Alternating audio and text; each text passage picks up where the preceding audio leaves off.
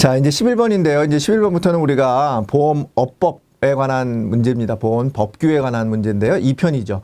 여기는 오히려 이제 1편보다는 조금 어렵습니다. 여러분들이 조금 개념도 좀 이해하실 부분도 있지만 뭐 단순하게 좀 암기해야 되는 부분도 있어요. 뭐 그렇지만 전체적으로 우리 모집인 시험이 아주 어려운 파트가 있는 부분은 아니기 때문에 여러분들이 뭐 여기를 포기해야 된다, 어렵기 때문에 저는 그런 말씀을 드리는 게 아니라 상대적으로 2편이 조금 어렵다, 외워야 되는 부분도 있으니까 여러분들이 제가 오늘 말씀드리는 부분들을 그냥 기억하시거나 좀 외우시면 저는 오히려 그냥 좀 쉽게 문제를 풀어갈 수 있지 않을까, 그런 생각이 좀 듭니다. 자, 11번 문제는 보험업법에 관한 문제인데요. 보험업법에서 보험업을 구분할 때 우리 보험업법에서 이제 구분하는 부분하고 지금 11번 문제는요.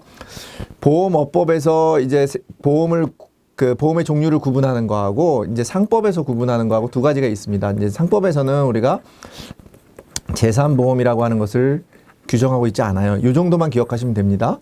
상법에서는 이제 우리가 생명보험이나 손해보험을 부르는 용어가 상법에서는 이제 인보험, 손해보험 이렇게 구분하는 것 정도까지만 기억하시면 좋을 것 같고, 보험업법에서 이제 여기 나와 있는 것처럼 생명보험업, 손해보험업, 재산보험업을 구분하고 있는데 이 세 개를 구분하고 있다. 이게 어디서?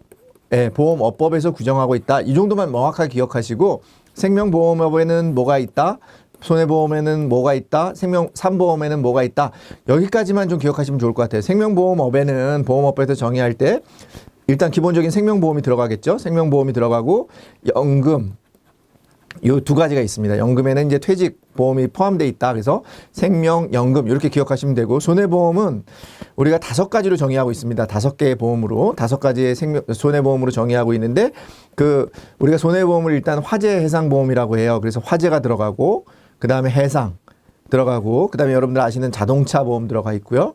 그 다음에 여러분들이 이제 보증, 수을 때 보증보험 들어가고, 우리가 손해보험 회사들이 그 보험을 다시 원수보험사들이 다시 보험을 가입하는 재보험이 들어가 있습니다. 그래서 화재, 해상, 자동차, 보증, 재보험, 여기 5가지가 이제 손해보험에 해당하고요. 재산보험은 저는 이제 뭐 이렇게 암기하고 있습니다. 상질, 간, 상해, 질병, 간병, 상해, 질병, 간병, 상해, 질병, 간병, 이렇게 3가지로 외우고 있으니까 여러분들도 같이 여기서 보험의 종류가 뭐가 있다라고 기억하시면 좋겠고, 보험업법에서는 재산보험을 정의하고 있구나, 이렇게 기억하시면 됩니다. 여기 지금 문제를 이게 앞에 부분에서 헷갈리면 재산보험이 이제 실은 더 어렵게 내면은 생명보험 이 업에 대해서 이제 뭐 상법이나 이런 부분도 같이 묶어서 낼 수도 있어요. 근데 그렇지 않기 때문에 여러분들이 그냥 쉽게 보시면 될 것 같고, 우리 보험업법에서 말하는 손해보험업에 해당하지 않는 것, 뭐 이런 것들이 문제로 나올 수 있습니다. 그래서 제가 조금 전에 말씀드린 것처럼 각각의 그 보험업에서 해당하는 그 보험 종류들, 이런 부분들은 반드시 좀 기억하시면 좋겠습니다. 자, 12번 질문입니다. 우리 보험 안내자료에 대해서 맞는 거 물어보는 겁니다. 우리가 보험 안내자료라고 하는 것은 일반적으로 크게 보면 2가지죠. 보험 안내자료는 어디서 만드는 거예요? 보험회사, 각 보험회사. 여러분들 기억하실 때 보험회사에서 보험 안내자료를 만든다. 근데 보험 안내자료에는 상품 설명서가 있고, 그 상품 설명서를 요약한 상품 요약서가 있다. 이렇게만 기억하시면 됩니다. 그러면 각 보험회사에서 다른 얘기하면 안 되겠죠. 다른 보험회사 얘기하면 금지. 그 다음에 미래 알 수도 없는 금액에 대해서 얘기해주면 그것도 금지. 당연히 그렇죠. 근데 당연히 이런 보험금 지급 제한, 근데 어떨 때는 보험금이 지급이 제한된다, 이런 내용들은 당연히 거기에 넣어야 되지 않겠습니까? 그러니까 그 부분은 당연히 들어가야 되는 사항, 그렇게 되겠죠. 뭐 여기서 우리가 그냥 참고로 뭐 이런 기재할 수 있는 거, 맞는 거, 아니면 기재하면 안 되는 거, 이렇게 문제가 나오는데, 조금 전에 말씀드린 것처럼 이 각각의 항목들이 정답이 될 수 있는 거죠. 그죠? 맞는 것, 틀린 것, 이렇게 되게 되면. 근데 이제 우리가 하나만 그냥 참고적으로, 우리가 장래에 대해서 얘기할 수 없지만, 이익배당에서 얘기할 수 없지만, 연금보험의 경우에는 우리가 특별히 이제 저축보험이기 때문에 연금보험 같은 경우 미래에 우리가 돈을 얼마 받을지 궁금하지 않습니까? 그것 때문에 보험을 가입하는 부분도 있기 때문에 이 부분에 대해서는 과거 5년 내에 그런 실적들을 기반으로 해서 장래의 어떤 이익배당이나 잉여금에 대해서 얘기해 줄 수 있다. 그런 정도만 우리가 같이 기억하시면 좋겠습니다. 자, 13번 우리 이제 보험 설계사 등록과 말소에 관한 건데 이거는 뭐 제가 아무리 강조해도 지나치지 않는 것 같습니다. 무조건 문제가 나옵니다. 등록하는 조건에 대해서, 보험 설계사 등록하는 조건에 대해서, 그죠? 여러분들 교차 뭐 설계사 등록하는 조건에 대해서, 대리점 중개사 이런 등록에 대한 문제들이 나오니까 여러분들 그 부분을 기억하시면 되고요. 여기는 이제 등록과 말소에 대한 어떤 절차에 관한 질문입니다. 절차에 관한 질문인데 우리가 등록은 여러분들이 직접 할 수 있어요. 등록은 여러분들이 직접 할 수 없습니다. 어디에? 협회에다 직접 여러분들이 등록할 수 없어요. 그런데 말소는 여러분들이 협회에 직접 등록 가능하다. 요거부터 먼저 기억하시면 좋겠고요. 그래서 여기 질문은 보험설계사 시험 합격 및 등록해서 등록을 직접 할 수 있다. 이게 틀린 부분입니다. 그렇기 때문에 3번이 틀렸는데 여러분들이 기억하셔야 되는 부분 중에는 제가 조금 전에 말씀드린 것처럼 말소의 경우에는 일정한 서류 절차를 밟아서 여러분들이 직접 말소를 신청할 수 있다. 기억하시고 여기에서 우리가 함께 기억하시는 것은 위촉이라는 게 뭐고 해촉이라는 게 뭐고 여러분들이 보험회사에 보험을 모집할 수 있는 자격을 얻는 것을 위촉, 보험 자격 모집할 수 있는 그런 자격이 박탈되는 것을 해촉, 그리고 여러분들이 이제 다른 보험회사로 가기 위해서 다른 보험회사에서 보험을 모집하기 위해서 다른 회사에 이제 여러분들이 옮기기 위해서 여러분들이 여러분들의 등록을 말소시키는 거, 없애는 것을 우리가 말소 이렇게 한다. 이런 용어들도 여러분들이 반드시 기억하시면 도움이 될 것 같습니다. 자, 14번 질문입니다. 우리가 금융기관 보험 대리점에 관한 문제로 등록할 수 없는 기관. 자, 우리 금융기관 보험 대리점에서는 이렇게 등록할 수 있다 없다라고 하는 기관이 정해져 있거든요, 법으로. 그래서 그 질문이 가장 많이 나옵니다. 가장 많이 출제되는 부분은 우리 금융기관 보험 대리점으로 등록할 수 없는 기관 해서 여기 나와 있는 것처럼 겸용여신업자는 제외예요, 제외.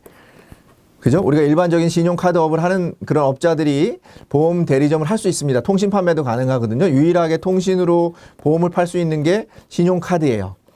신용카드업인데 신용카드업들 중에서 겸용여신업자라고 하는 이 겸용으로 여신업을 겸용하는 여신업자는 제외한다. 요거 반드시 기억하시면은 여러분들이 한 두세 문제 맞출 수 있는 부분입니다. 이런 부분에서 응용해서 나오는 문제도 맞출 수 있고요. 또 당연히 등록할 수 없는 기관 중에 우리가 대표적으로 시험 문제 많이 나오는 게 우체국 등록할 수 없습니다. 그 다음에 은행이라고 들어가서 다 되는 게 아니라 한국은행, 국책은행이고요. 국책은행 중에 산업은행은 되나요? 산업은행은 됩니다. 근데 한국은행은 절대 안 된다. 그 정도만 기억하시면 우리가 금융기관 보험 대리점에서 출제될 수 있는 문제는 대부분 맞힐 수 있을 것 같습니다. 자, 15번 문제입니다. 우리 15번 문제는 우수인증 설계사에 대한 질문인데요. 우수인증 설계사 이 부분도 여러분들이 반드시 문제가 출제된다. 근데 이 부분은 내용들이 되게 많아요. 되게 많기 때문에 여러분들이 기본적인 것만 좀 이해하시면은 풀 수는 있는데 틀릴 수도 있습니다. 왜냐하면 여러 가지 조건들이 많거든요. 유지일 조건도 있고 불안전 판매율 조건도 있고 한데 제가 지금 말씀드리는 몇 가지만 기억하시면 그래도 일단 여러분들이 우수인증 설계사가 나와도 그 안에서 지문 틀린 거를 골라내기에는 가능하지 않을까 그런 의도에서 좀 말씀드려 봅니다. 일단 3년이라고 하는 부분이 우수인증 설계사에서 나와요. 3년. 뭐죠? 근속이 3년 이상 돼야 된다. 그죠? 하나의 전속이 돼서 근속이 3년 이상 돼야 되고, 우리가 전속 개인 대리점은 가능한데, 우리가 이제 법인 대리점은 우수 인증 설계사 제도가 적용되지 않습니다. 법인 대리점은 적용되지 않는다. 이것도 기억 같이 하시면 좋을 것 같고요. 세 번째는 우리 우수 인증 설계사 제도는 매년 갱신된다. 매년. 그러니까 1년마다 갱신된다. 이게 3년 되는 게 아니라 1년마다 갱신된다. 근데 이 1년마다 갱신되는데 우리가 5월 달까지 신청을 하면 생명보험협회에서 이걸 심사를 해서 매년 6월에서 그 다음에 5월까지 1년 동안의 자격을 유지해 준다. 그런 정도 기억하시면 되고요. 그 다음에 또 중요한 거는 불안전 판매는 한 건, 두 건 이하 이런 식으로 써놓는데 불안전 판매는 0건이어야 된다. 반드시 완전 판매를 한 우수 설계사에 대해서만, 모집인에 대해서만 우수 인증 설계사 제도가 주어진다. 그렇게 생각하시면 되겠습니다.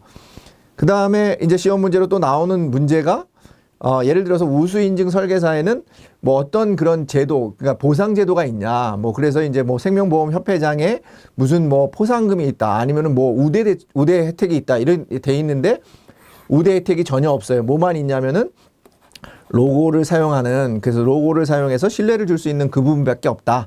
그 정도만 여러분들이 기억하시면 여기서 연관되는 문제를 틀린 지문을 고르는 거니까 여러분들이 골라내실 수 있겠다. 그런 말씀 좀 드리겠습니다.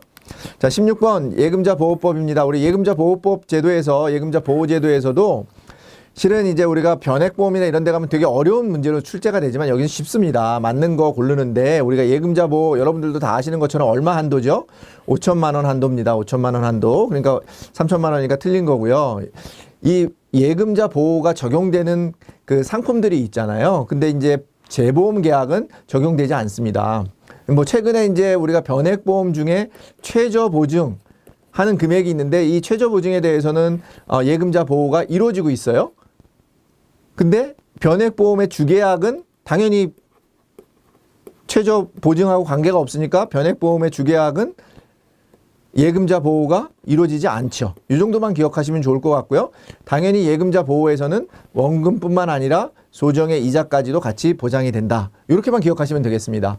여러분들 정리하시면 5천만 원까지 보장되고 그 5천만 원에는 원금과 소정의 이자가 포함되어 있고 그 다음에 보장이 안 되는 상품 중에는 재보험 계약 보장 안 되고요. 변액보험의 주계약 보장 안 된다. 그 정도만 기억하시면 충분히 문제를 풀 수 있을 것 같습니다.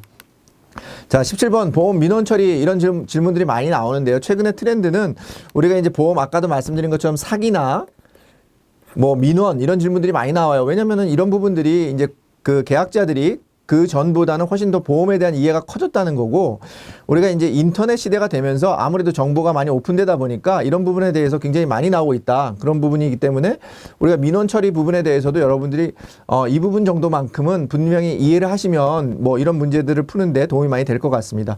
근데 이제 민원이라고 하는 게 우리가 보험회사가 모두 다 적극적으로 수용해 주는 건 아닙니다. 그죠? 보험회사가 해줄 수 있는 범위에서 가장 성실하게 우리 신의 성실에 맞춰서 그 고객이 민원을 제기한 거에 대해서 우리가 대응을 해줘야지 모든 거를 다 해결해 줄 수 있는 건 아니겠죠. 그렇기 때문에 수용하기 어려운 민원까지 해준다. 이런 내용들이 지문에서 틀린 겁니다.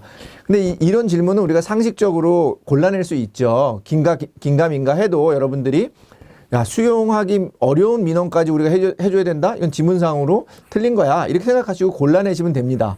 틀린 걸로 골라낼 때 그렇게 골라내시면 돼요. 다 읽으면 오히려 여러분들이 문제를 골라내기 어려울 때도 있거든요. 하나가 분명하게 좀 틀린 부분이라고 판단이 되셨을 때는 그 부분을 과감하게 선택하시는 것도 여러분들이 문제를 잘 푸시는 요령 중에 하나다. 그런 부분 좀 이해하시면 좋을 것 같고요. 여러분들 여기 보험 민원에 대해서는 하나만 더 기억하실게요. 요 3번 지문입니다. 3번 지문이 우리가 이제 보험 민원이라고 하는 것은 우리가 다른 금융업에 비해서 미래에 돈을 받기 때문에 정해져 있지 않기 때문에 이 돈을 타먹으려고 하는 악성 민원인이 굉장히 많다. 다른 금융업에 비해서 굉장히 많다. 여기가 다른 내용이 들어가거나 아니면 악성 민원인의 남용될 소지가 적다. 뭐 이런 식으로 문제가 나올 수 있으니까 여러분들이 그런 부분으로 이해만 하시면 됩니다. 악성 민원인이 당연히 많다. 보험 민원인이 많다. 그렇게만 이해하시면 되겠습니다. 자, 18번 문제는 우리가 이제 법정 상속분에 대한 문제인데요. 이 부분은 우리가 이제 뭐 민법에서도 다루고요. 이 상속에 대해서는 굉장히 복잡해요. 근데 보험에서 여러분들이 이 법규에서 여러분들이 이해하시는 부분은 요 내용만 여러분들이 좀 이해하시면 돼요. 근데 요 이해하실 때 원칙이 있습니다. 일단 기본적으로 상속이니까 누가 우선이에요? 비속이 우선입니다. 그죠? 밑에 자녀들이 받는 게 우선이죠. 그 다음에 두 번째는 자녀들이 없으면 존속이죠. 그죠? 존속이에요. 근데 아이러니하게 이제 아이러니가 아니라 당연히 여기에 배우자가 있을 수 있지 않습니까? 배우자. 우리 여러분들.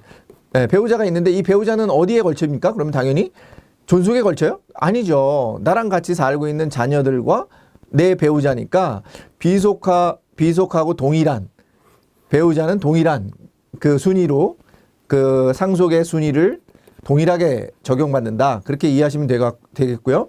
그래서 여기 나와 있는 것처럼 근데 우리가 존속하고 동일하게 받는 것은 아닙니다. 그죠? 존속하고 동일하게 받는 건 아니고 근데 여기 이제 지금 얘기한 것처럼 두 가지로 나오는데요. 문제가 제가 조금 급하게 설명을 했는데 말씀드리면은 두 가지가 하나는 이제 상속 순위에 관한 문제가 있을 수 있고요. 어떤 순위로 받느냐. 조금 전에 말씀드린 것처럼 상속 순위가 일단 비속, 그 다음에 존속, 그 다음에 그 비속 존속이 없으면 형제 자매까지 내려가겠죠. 실제로는. 근데 비속 존속이 만약에 비속이 있을 경우, 배우자가 있을 경우에는 비속과 동일한 순위로 받는다. 그리고 두 번째는 지분이죠. 지분, 비율. 상속 지분을 어떻게 받느냐, 이 문제가 나오겠죠. 일단은 비속하고 존속하고는 동일하게, 만약에 비속이 이제 예를 들어서 존재한다. 비속하고 배우자가 같이 존재하면은 내가 자녀하고 배우자하고 동일하게 받으면 그거는 형평성의 문제가 당연히 있죠. 왜냐하면 배우자가 살아있는데 배우자의 부분이, 배우자가 나중에 죽으면 또 그 배우자의 부분도 비속으로 가는 부분이지 않습니까? 근데 그 부분이 내가 예를 들어서 그 배우자가 죽었다고 해가지고 자녀들하고 나하고 동일하게 받는다 그러면 그거는 형평성의 문제가 생기지 않습니까? 그래서 배우자에게 50%를 더 가해서 줍니다. 5화를 더 가해서 가산을 해줍니다. 그래서 여기 지금 2번 질문에서 존속과 동일한 상속분을 받는다 이렇게 되어 있으니까 틀린 부분입니다. 그래서 여러분들이 기억하셔야 되는 부분은 상속 순위는 상속이니까 비속, 배우자, 순. 그러니까 비속하고 배우자가 같이 동일한 순서고, 그 다음에 비속이 없을 때 존속, 존속이 없을 때 형제자매, 그 다음에 만약에 비속과 존속이 없을 때 배우자만 단독으로 있을 때는 배우자가 단독으로 상속인이 된다. 그런 것 정도까지만 기억하시면 되겠습니다. 자, 19번입니다. 종합소득세액 산출세액인데요. 여러분들 종합소득세액 산출세액이 이제 시험 문제로 좀 자주 나오는 이유가 하나 있어요. 왜 그러냐면 이게 올해 바뀌었어요. 올해 그 과거 이제 42%에서 올해 45%로 이 그 종합소득 산출세액이 그 높아졌습니다. 기본세율이 높아졌는데요. 그러다 보니까 이게 시험 문제에 자주 나옵니다. 45%를 물어보는 시험 문제도 자주 나오고요. 이게 전체적으로 보면 종합소득 산출세액은 6에서 45% 구간으로 구성되어 있고, 이게 8단계, 8구간으로 구성이 되어 있습니다. 여러분들 이거는요, 제가 문제 풀이하는 사람으로 이렇게 알려드리면 좀 죄송한 부분도 있지만 이 부분을 못 외우시겠다면 안 하셔도 됩니다. 이 문제 틀리셔도 여러분들이 그 합격하시는데 문제는 없어요. 근데 그냥 우리가 기본적으로 이해하는 건 6%에서 45%다. 요 정도 구간 이해하시고 8구간으로 구성되어 있다. 요 정도 기억하시고요. 앞에 한 세 정도 구분만 기억하시면 좋을 것 같아요. 6%, 15%, 그 다음에 24%. 요 순이에요. 요 세 가지만 기억하시면 좋을 것 같습니다. 6%, 15%, 24%. 그러니까 여기가 25%가 아니라 24%. 그 다음에 최고만 45%로 바뀌었다. 요 정도만 기억하시면 종합소득 산출세액에서는 더 이상 여러분들이 더 외워서 안 외워진다, 헷갈린다 이렇게 고민하실 필요는 없을 것 같습니다. 자, 20번 질문입니다. 우리 이 편의 마지막 보험 법규 편의 마지막 편인데요. 이제 설계사의 어떤 소득, 종합소득 신고에 관한 부분입니다. 이 부분에 대해서는 여러분들이 종합소득은 언제 신고해요? 5월. 이 정도만 기억하시면 되고요. 기본적으로. 그 다음에 이 종합소득세를 이제 종합소득세를 신고하려면 이 설계사가, 모집인이 보험 설계사가 연간 수익 금액이 7,500만 원 이상이어야 된다. 7,500만 원도 간혹 우리가 8,500만 원으로 나올 수도 있고요. 아니면 5,500만 원으로 나올 수도 있고 그렇습니다. 그러니까 여러분들이 7,500만 원 흔하지 않은 숫자니까, 이게 일반적으로 많이 보여지는 숫자는 아니니까 여러분들이 기억하시면 좋겠다. 그런 말씀 좀 드리겠고요. 앞에서 나와 있는 것처럼 이제 종합소득에는 근로소득도 포함되지만 연금소득 다 합쳐져서 종합소득이 있는 경우에는 별도로 신청하는 거죠. 종합소득세를 신고해야 되는 거죠. 만약에 이런 게 없다면 어떻게 됩니까? 여러분들이 그냥 그 연말정산으로 그냥 원천징수를 해서 연말정산으로 모든 그 여러분들의 소득신고가 종료가 된다. 그런 정도만 기억하시면 되겠습니다. 자, 이 편에서는 우리가 이제 보험 법규에 관한 문제입니다. 그러다 보니까 아까 말씀드린 것처럼 조금 암기해야 되는 부분도 있는데 그렇게 어렵다라고만 이해하지 마시고 기본적인 것만 이해하시고 암기하신다 그러면 이 부분도 여러분들이 쉽게 그냥 포기하지 않으시는 그런 파트로 여러분들이 공략하셔도 좋겠다. 그런 말씀 드리겠습니다. 예, 이상으로 이 편을 좀 마치도록 하겠습니다.